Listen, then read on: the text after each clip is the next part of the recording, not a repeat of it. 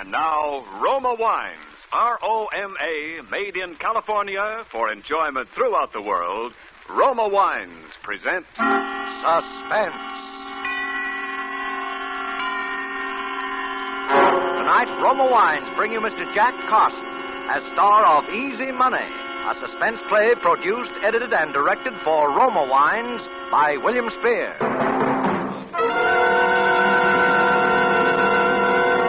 Suspense, radio's outstanding theater of thrills, is presented for your enjoyment by Roma Wines. That's R-O-M-A, Roma Wines.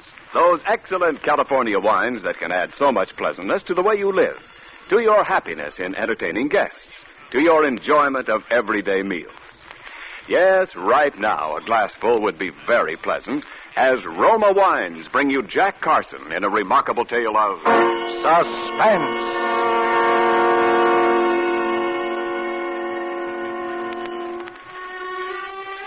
The night I'm telling about, that easy money was hanging up there somewhere just waiting to fall right into my lap. I didn't even know it. All I knew was I had business elsewhere.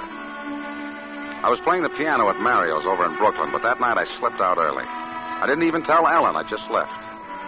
Because for the first time in 14 years, I had a purpose in life, a plan, an objective, and I wanted to think. I was sitting in Gus's grill over a cup of coffee, still thinking, when I looked up suddenly, and there was Ellen. Where'd you come from? I followed you. I think I'll have something to eat, too. Girl can sure work up an appetite chasing a man. Look, go away, will you? I'm depressed. That's all the more reason you need me, darling. The food here is terrible. Some of Gus's customers have to be treated for shock. Well, let's go somewhere else. This is the only place where my credit's still good. I stopped at your rooming house yesterday. Somebody said you had to move. If you need money, Paul, why didn't you tell me? Because I'm through taking money from you. You're only borrowing it. Look, this is a terrible blow to my pride, darling, but for the 10th time, will you marry me? Nope. Why not? It'd make me terribly happy. You'd be happy for a month and miserable for the rest of your life. Is this a kind way of telling me that you don't love me? You're never out of my mind. By just walking in the street, I get lonely for you. Then marry me, Paul. I'd be good for you. I'd always be nagging you and driving you to work harder and get someplace. I'm just exactly where I belong, mauling a piano at Mario's for those lecherous leg breakers. Oh, I know better. You know, a couple of times I was there when you stayed after closing. You thought you were all alone. I heard you playing. How did you ever get like this? You're imagining things. Well, you never tell me anything about yourself. Paul. When I stopped at your room yesterday, I saw something on the floor that kind of puzzled me. You did? A page torn out of last week's Destiny magazine. What's so puzzling about that? Well, it was all carefully folded. It looked like something you'd been carrying in your pocket. I thought maybe you dropped it, so I brought it along. What would I want that for? I don't know. It's just a full-page ad about the diary of Martha Lathrop that's starting next week. It says, after 10 years abroad, Martha Lathrop has just come back to America. Her authoritative books have opened the secret doors of politics. Her keen mind has alerted America on world affairs and punctured the stuffed shirts of important men. Now read the sensational story behind all her stories. Extraordinary woman. Yeah. Oh, well. You didn't answer my question yet. Which question? The only one that really interests a woman. Are you going to marry me? I'm already married. You're married? That happens to men, you know. Oh, why didn't you ever tell me, Paul? Well, because it's something that happened a long time ago. It's 14 years since I last saw her. 14 years? And you never did anything about it? Well, there was nothing I could do until now. Until Martha came back to this country. Martha? You mean this woman in Yeah, she's my wife. Martha Lathrop? Your wife? I'm going to see her tonight. But why? In all these years, why didn't you ever... Because sometimes marriage really seems to mean what it says. Till death do us part.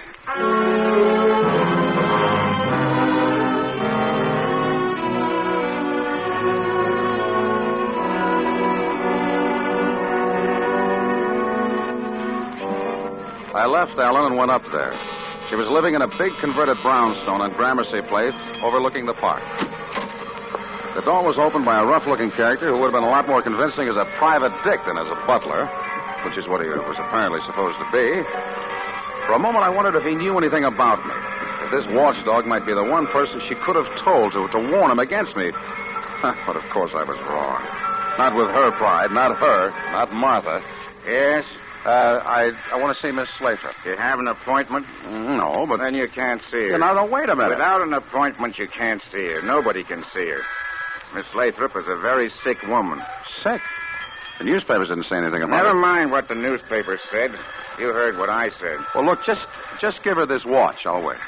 What about the watch? Well, just give it to her. I think she'll see me. It has her name in it. Oh. Something you found? Yeah, something I found.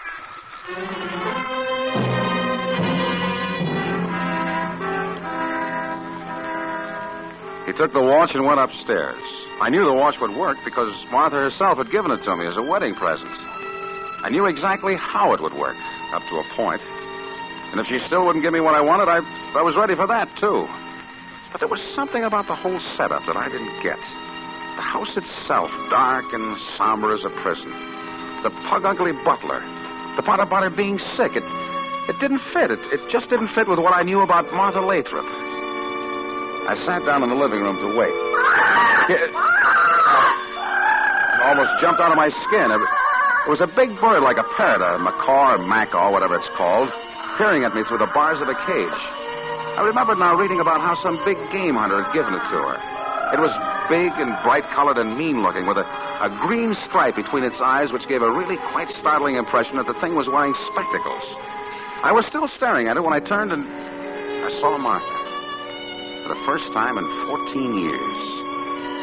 She was pale, thinner than I remembered, but with the same hard, intense blue eyes, the same air of cold condescension, but there was something else. Suddenly I knew what it was. It was fear. A look of hidden fear that was almost shocking to me, who had always known Martha as utterly, even cruelly fearless. I was in for another shock. She didn't speak to me. She spoke to the butler. Robert, have you searched him? Not yet, Miss Lathrop. Please do. Turn around. Hey, what's the idea? I said turn around. Well, he's all right, Miss Lathrop. Very well. You may go now, Robert. Yes, Miss Lathrop. May I ask what that was all about? I've had some very trying experiences since I last saw you, Paul. You must have if you have to search all the callers for concealed weapons. What are you afraid of, Martha? I'd rather not discuss it if you don't mind. What do you want? You're not exactly overjoyed to see me, are you? I said, what do you want? Well, I read about your diary. I came to congratulate you. Then congratulate me and get out. Look, Martha, that bird seems to be as bad-tempered as you are. Can you keep him out of this conversation? This conversation is over. Not my end of it, no. What did you come here for? Money? Because the answer's no. No, not this time.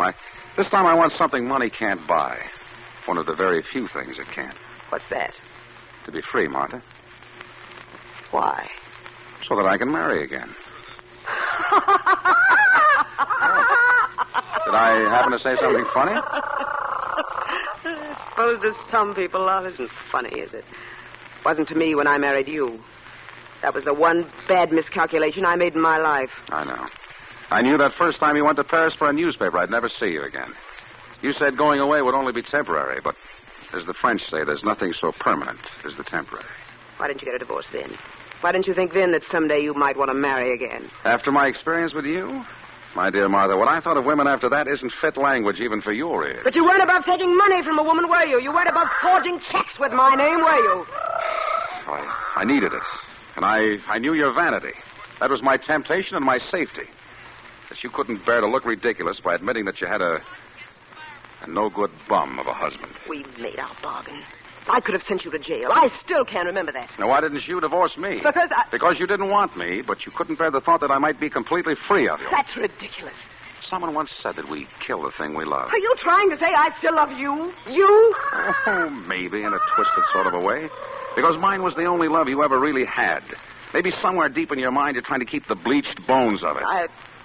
I'm not completely mad. I wonder, Martha. I've always wondered. Get out of here! Without an answer, without my freedom? The answer's no. Never, do you hear? Never. Now, get out. All right, Martha. But never is a long, long time.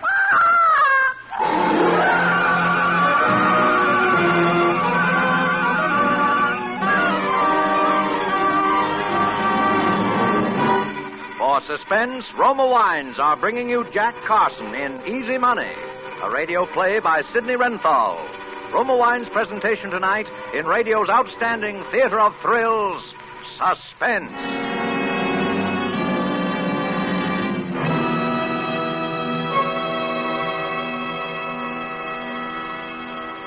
Between the acts of Suspense, this is Ken Niles for Roma Wines. Whether you've been hunting ducks or houses, there's no pleasanter ending to a busy day than a quiet family evening at home. Lights low, fire lit, and a tempting glass of Roma wine to enjoy. For Roma California Sherry, Port, or Muscatel add mellowness to any occasion. And better tasting Roma wines are sure to please, because more Americans enjoy Roma than any other wine. To give you better tasting wine, Roma starts with California's choicest grapes. Then, with winemaking resources and skill unmatched in America, Roma guides this abundant grape treasure unhurriedly to tempting taste perfection. Later, at peak taste richness, Roma selects from the world's greatest wine reserves for your pleasure. Take advantage of Roma's present low prices. Buy Roma by the case. Buy now for the holidays and save on Roma, America's favorite wine. And now, Roma Wines bring back to our Hollywood soundstage Jack Carson in Easy Money, a tale well calculated to keep you in suspense.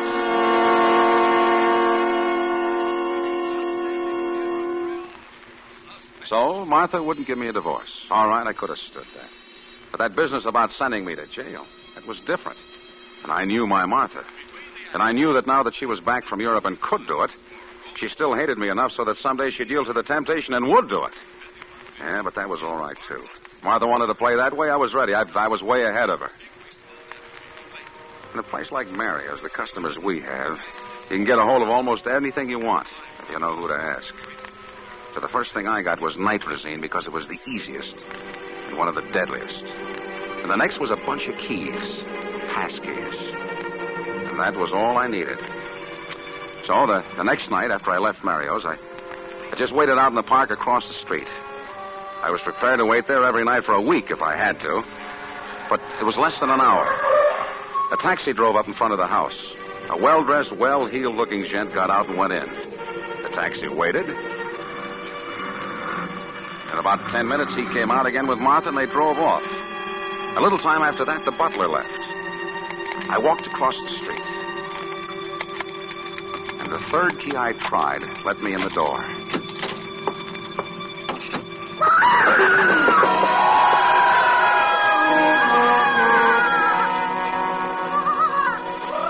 It was that fiend of a bird. But it only stopped me for a minute. I won't say I wasn't nervous. I guess anybody's nervous when they're about to commit a murder. But I hadn't any reason to be, I kept telling myself. Who was going to pin it on me? As far as anybody who knew Martha was concerned, I didn't even exist. Well, I went upstairs and found her bedroom. And on the bedside table, I found the bottle of sleeping pills, just as I expected. She'd always used them, and she was the type that always would. Very carefully, I took each little capsule apart and emptied its contents down the wash basin in the bathroom. Then I filled each one up again with nitrazine, enough to kill a horse. I was down at the bottom of the stairs again when a light went on in the vestibule. She was coming back. I had just time to slip behind one of the heavy curtains in the living room, but that was all. But Martha, to suspect me of all people. Please, Martin, I would rather not discuss it. Martha, you must realize that these obsessions are symptoms of a sick mind. I said I would rather not discuss it. Good night. She'd had a quarrel with someone. That was good. Now I knew she'd take the sleeping pills. She went directly upstairs. I waited. 5 minutes later, the butler came in. But he went straight on to his own quarters somewhere in the back of the house. So I waited some more. Seemed like hours, but I suppose it was only a few minutes. I wondered if she'd taken the sleeping pills yet. I wondered if I'd hear her when she fell. Finally, I didn't dare wait any longer. I slipped out from behind the curtain and crossed the living room.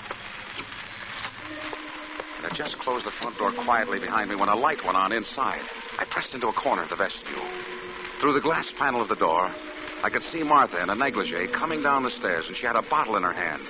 The bottle of sleeping pills. For a second, I thought she must have found out somehow that she was going to call the police. Yeah, but she wasn't. Moving like a sleepwalker, she crossed the living room. She was dumping one of the pills out of the bottle into her hand, and then she stopped. She stopped in front of the cage of that bird.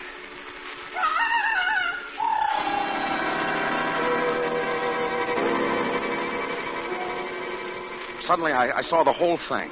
The tough butler who said she was sick and searched people for weapons, the fear behind her eyes, the man she just quarreled with about obsessions and symptoms of a sick mind. Martha was insane. I watched while she took the sleeping pill in her fingers and held it through the bars of the cage for the bird. I saw the bird grab it in his beak, but I didn't wait for the rest. Softly as I could, I opened the outer door and went down to the street. Martha was insane. And because she was insane, because she thought people were trying to kill her, I couldn't kill her. Nobody could ever kill her.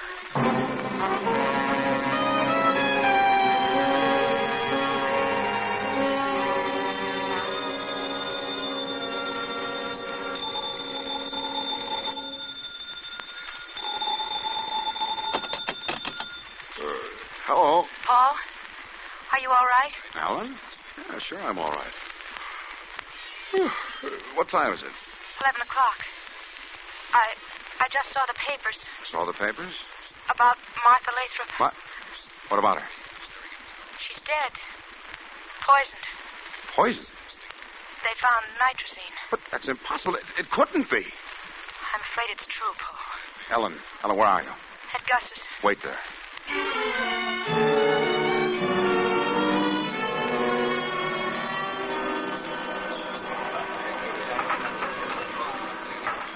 Paul, let's go away. With what? I've got a little money. Enough to get us to Chicago, maybe Los Angeles. We could change our names and start over again. But why, Ellen? Oh, you think I killed her, don't you? Paul, if you did, I know why you did. And I don't care. You're quite a gal, Ellen, but I didn't kill her. You were there. You said you were going... Yes, I was, but I didn't kill her, and I can prove it. Don't you believe me? Okay, paper. Paper, here you are. Read all about it, paper. Wait a minute. Give me a couple of those. Yes, sir, here you are. All about the big murder. Murder? Yes, sir, you... Okay, pal, thanks. Paper. All right, now, Peter. Okay, take it easy, will you? I gotta make a living, too. Paul. Yeah. It wasn't you. Oh, Paul. Dr. Martin Osterman. That must have been the guy she went out with last night. And they've got him cold. They quarreled publicly, big restaurant. She said he was trying to poison her. He'd given her the prescription for the sleeping pills that killed her. Ellen, how would you like to have some real money and earn it? Easy money. Money? This Osterman is rich, filthy rich. But, Paul... If I can prove I didn't do it, I can prove that he didn't do it.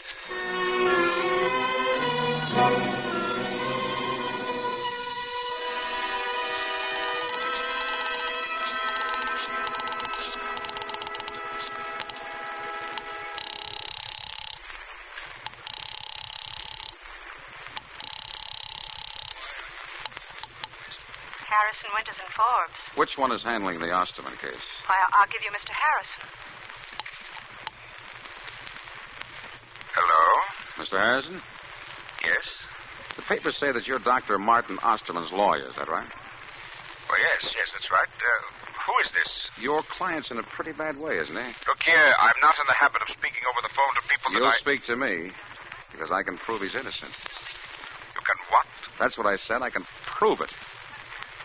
Well, Mr. whatever your name is, if you have any evidence, I'd certainly be glad if you'd come down to my office and Well, I'll send somebody else down, my secretary. But she'll want money. Well, $50,000. 50,000? $50,000. You get in touch with Dr. Osterman and see if he doesn't think his life is worth that. What you're suggesting is not only against the law, but I don't care about the law, and I don't think Osterman will either. I'll have somebody down there in an hour. Can you arrange it by then? Well, possibly. All right. And we'll want the money in cash.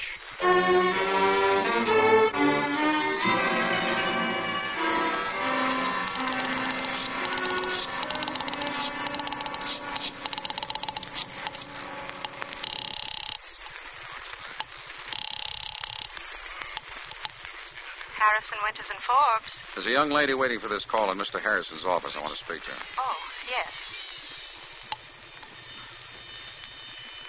Hello? Paul, Ellen. Have they given you the money? Yes.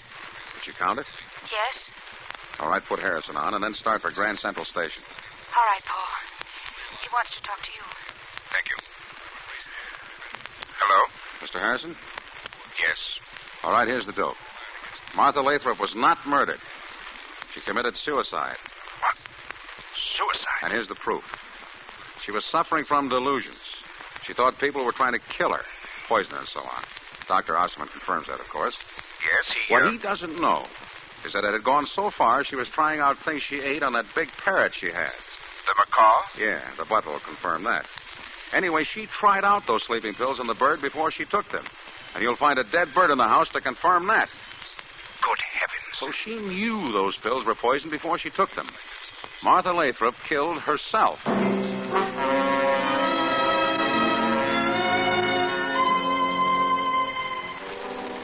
I must say they took it like a sport. They paid up and shut up. An hour later, Ellen and I were on a train speeding along the banks of the Hudson River bound for California. Oh, Paul, $50,000. Easy money. That must be the easiest money any man ever made in his life.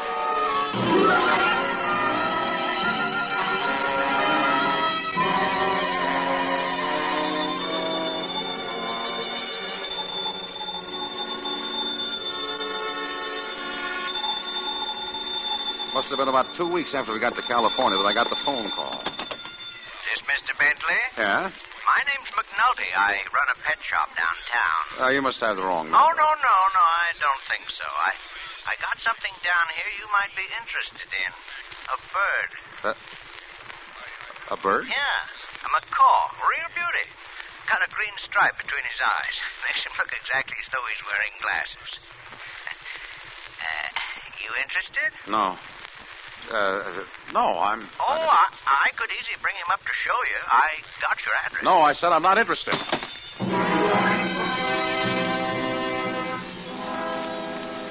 That night, I told Helen I found bugs in the place, so we moved. 2 nights later, I was alone, and there was a knock on the door.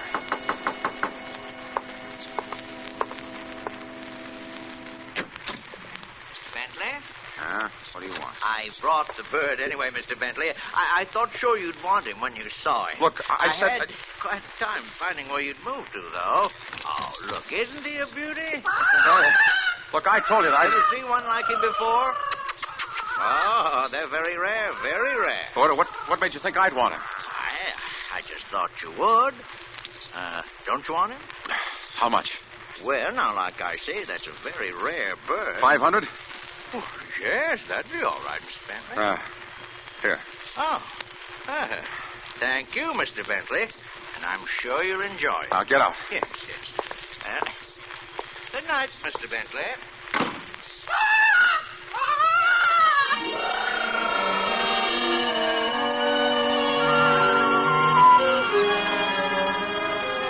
There could be no doubt about it. It was the same bird. I opened the cage and roughed his feathers to see if the markings might have been painted on. Hey! He bit me. But it was the same bird. He sat there staring evilly at me through those spectacles of his, laughing at me. I reached in the cage again and wrang his neck.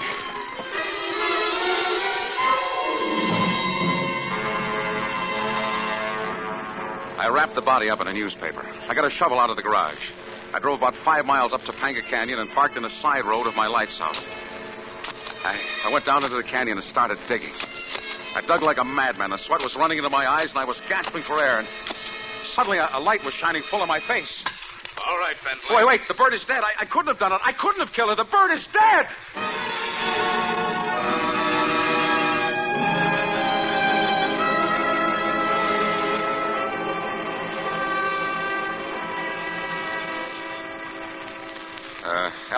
Ellen had nothing to do with it. She thought I was innocent all along. Okay, we got nothing against her. But the bird, Well, Bentley, that was what you might call psychological warfare. We knew you were guilty, though, when you bought it. I mean, the poison. Oh, we found poison, all right. Still traces on its beak and claws when we got there. But there was one thing we couldn't understand for quite a while.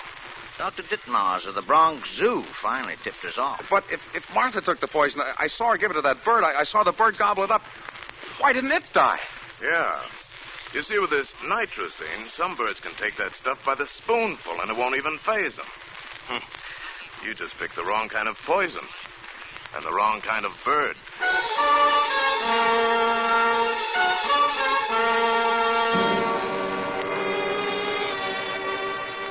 And so, being of sound mind and somewhat relieved to know it, I do hereby bequeath in this, my last will and testament, witnessed here in the death house at Ossining, New York, on this 7th day of November, to my wife, Ellen, the sum of $48,700, the remainder of that easy money, hoping that the facts herein set forth will assure her that she has a right to it, since I will shortly, to my regret, have earned every nickel of it.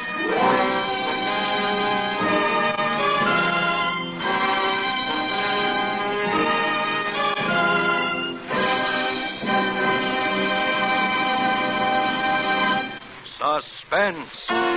Presented by Roma Wines, R-O-M-A, made in California for enjoyment throughout the world. This is Ken Niles presenting our suspense star of the evening, the handsomest man in Hollywood, Jack Carson. Now, Jack, you can stop twisting my arm now. I said it. Oh, I suppose I'm not really the handsomest, just one of the best looking. Well, Jack, when it comes to looks, I'll take Hedy Lamarr. But as an actor, believe me, Jack Carson ranks with the best. Gee, thanks, Ken. I'm sorry about your arm. Oh, that's all right, Jack. My arm is still in good enough shape to give you this gift basket of fine Roma wines with the compliments of Roma, your host tonight. Wonderful. That's a grand present, Ken. Why, thanks to Roma. You folks really make me feel at home. Well, Roma Wine has a way of doing that, Jack. That's why your Roma gift basket includes Roma California Sherry. When friends drop in, share with them golden amber, fragrant Roma Sherry. Roma Sherry's tempting nut-like taste is the favorite of hosts and guests for afternoon or evening entertaining. And millions enjoy Roma Sherry daily as the perfect first call to dinner. I'll buy that, Ken. And, Jack, because Roma and only Roma selects from the world's greatest reserves of fine wines, Roma Sherry, like all Roma wines, is better tasting every time. Yes, no other vintner selects for your pleasure from so vast a treasure of good taste. No other vintner can equal Roma in winemaking skills and resources. No wonder more Americans enjoy Roma than any other wine. Makes sense to me, Ken. Well, I must be going. Thanks for everything, and sincerely, it's been a stimulating and exciting experience tonight for me. I never miss Suspense, and I've been looking forward to my appearance here for a long time. I hope you'll have me back again. Well, thank you, Jack. We thought you were great in your newest Warner Brothers picture, Two Guys from Milwaukee. And we'll be hearing you on your regular Wednesday night show for Campbell Soups. And give a listen to us next Thursday on Suspense. We'll have Hume Cronin as our star. I'll do that. Night. Next Thursday, same time, you will hear Hume Cronin as star of Suspense. Produced and directed by William Spear for the Roma Wine Company of Fresno, California. In the coming weeks, Suspense will present such stars as Judy Garland, Chester Morris, Olivia de Havilland, Cary Grant, Joseph Cotton, Roddy McDowell, and others. Make it a point to listen each Thursday to Suspense, radio's outstanding theater of thrills. Suspense is broadcast from coast to coast and to our men and women overseas by shortwave and through the worldwide facilities of the Armed Forces Radio Service. Stay tuned for the thrilling adventures of the FBI in peace and war, following immediately over most of these stations. This is CBS, the Columbia Broadcasting System.